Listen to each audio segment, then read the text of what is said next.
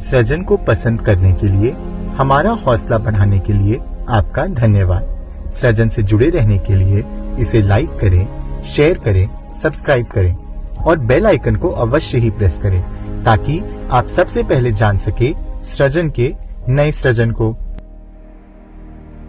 हाय, नमस्ते, नारायण नारायण। कैसे हैं आप सभी लोग? रक्षाबंधन के इस पावन पर्व पर आप सभी को हार्दिक शुभकामनाएं। राखी यानी धागों का त्योहार, यानी कोमल प्यार और विश्वास के धागों से बंधे हमारे संबंध, जहाँ पर भाई बहन की रक्षा करता है। एक समय था जब रक्षाबंधन सिर्फ भाई और बहन की, भाई द्वारा बहन की रक्षा का त्योहार माना जाता था, पर आज के इस समय में ये एक ऐसा त्योहार है जहाँ हम हर क्षेत्र में एक दूसरे की रक्षा करने का प्रण लेते हैं। तो सृजन की इस टीम ने ये महसूस किया कि हिंदी साहित्य दिनों दिन पिछड़ता चला जा रहा है, तो सृजन ने हिंदी साहित्य की रक्षा का सूत्र अपने हाथ में थामा है और हम ये प्रण लेते हैं कि हम हिंदी साहित्य की रक्षा के लिए प्रयत्नशील रहेंगे। इसके लिए छोटे छोटे से उपाय हैं। आज हम अपने बच्चों को इंग्लिश मीडियम स्कूल में पढ़ाते हैं, कॉन्वेंट्स में पढ़ाते हैं, और वही हमारी सभ्यता और वही हमारी संस्कृति का हिस्सा बन गया है।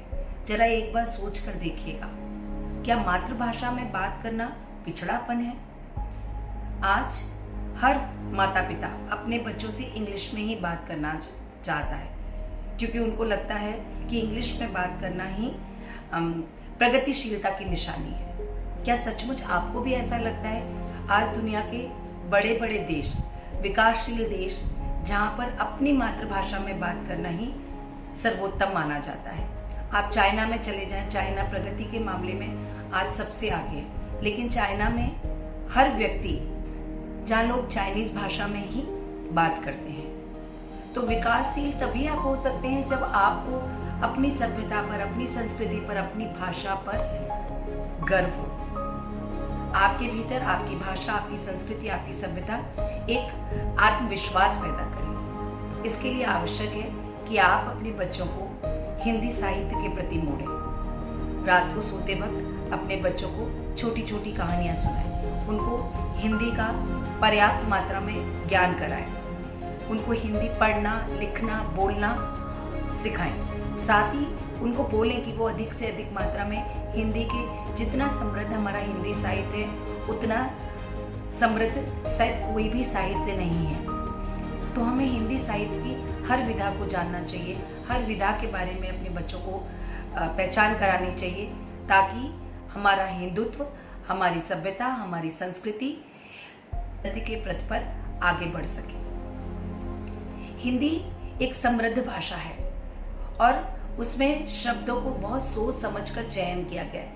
हर रिश्ते के लिए एक नाम है। अन्य भाषाओं की तरह वहाँ रिश्ते एक ही शब्द से रिश्तों को नहीं नापा जाता। हर रिश्ते का अपना एक नाम है। कोई चाचा है तो कोई बुआ है, कोई माँ है तो कोई पिता है, तो कोई ताऊ है तो कोई ताई है, कोई मौसी है और कोई मौसा है। अन्य भाषाओं में इस तरह की समृद्धशीलता नहीं है। इसके साथ ही बहुत प्यारी प्यारी कविताएं, बहुत प्यारी प्यारी कहानियां, बहुत ही खूबसूरत तरीके से कई गई लोकोक्तियां जनता तक इस तरह से आपके पास आती हैं कि आप एक बार सुनते ही उनका अर्थ आपको समझ में आ जाता है। तो आज सृजन के इस प्लेटफॉर्म से हम सभी आपसे ये प्रार्थना करते हैं। मैं ये नहीं कहती कि विदेशी भाषाओं को ना अपनाएं, बिल्कुल ग्लोबली और सार्वभौमिक रूप से आगे बढ़ने के लिए अति आवश्यक है कि हम अंग्रेजी का भी हमें उतना ही ज्ञान हो जितना हमें अपनी मातृभाषा हिंदी का ज्ञान हो। लेकिन अंग्रेजी को हम स्टेटस सिंबल बना लें या अंग्रेजी को हम अपनी प्रगतिशीलता बना लें, ये उचित नहीं है। आप अंग्रेजी, जहाँ पर लोग आपकी भाषा नहीं समझते, वहाँ पर आप वार्तालाप कीजिए, कि इंग्लिश में उनके साथ वार्तालाप कीजिए, इंग्लिश में सिखाइए। इंग्लिश मीडियम स्कूल में बच्चों को पढ़ाइए, क्योंकि बच्चों को आगे ग्लोबली इंटरनेशनल अंतर्राष्ट्रीय क्षेत्र में पढ़ाई करने के लिए जाना है। हम समझते हैं ये सारी बातें, लेकिन आप अपनी मातृभाषा को, अपनी मातृभाषा के विकास के लिए भी कार्य कीजिए। क्या आप लोग पाठकों से मैं एक ही चीज जानना चाहती हूँ, आप सबकी अपनी माँ है, तो क्या आप किसी की वेल एजुकेटेड माँ को देखकर अपनी माँ का तिरस्कार करते हैं? नहीं ना। तो फिर अपनी मातृभाषा का तिरस्कार क्यों? मातृभाषा को अपनाइए। इस रक्षाबंधन एक दृढ़ निश्चय करिए कि हम अपनी मातृभाषा हिंदी के विकास के लिए, हिंदी की उन्नति के लिए, हिंदी की प्रगति के लिए एक बिगुल बजाएंगे और हर घर में, जिस तरह से हर घर में हिंदी साहित्य का प्रचार प्रसार करेंगे, जिससे कि हमारी समृद्धशाली भाषा फिर से संपूर्ण विश्व में अपना नाम रोशन कर सके, अपने आप को पुनर्स्थापित कर सके।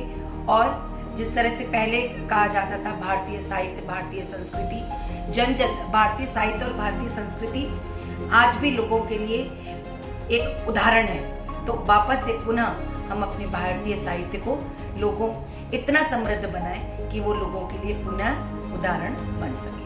धन्यवाद। नारायण।